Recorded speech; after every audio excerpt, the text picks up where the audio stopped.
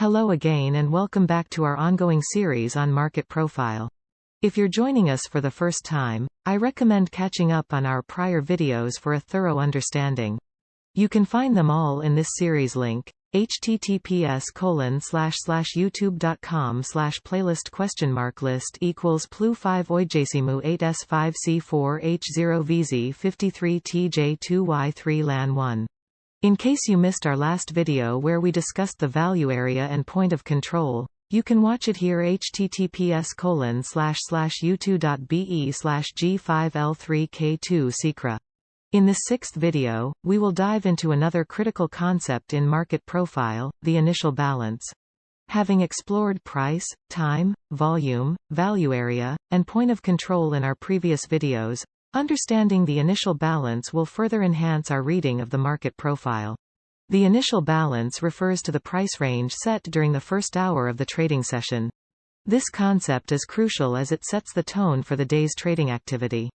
The initial balance often acts as a reference point and provides traders with significant insights into market sentiment and potential price movement.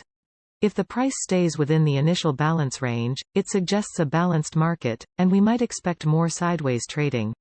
Conversely, a breakout from the initial balance range, referred to as an initial balance breakout, indicates a potential directional move in the market.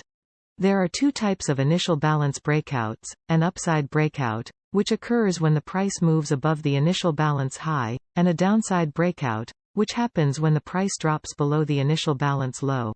The direction of the breakout can give traders a clue about the market sentiment for the day. Furthermore, the initial balance can help traders identify different types of trading days. For example, a normal day is characterized by price remaining within the initial balance range for most of the trading session, whereas a trend day is marked by a significant initial balance breakout that continues in one direction. Remember, successful trading often involves recognizing these patterns and making informed decisions based on them.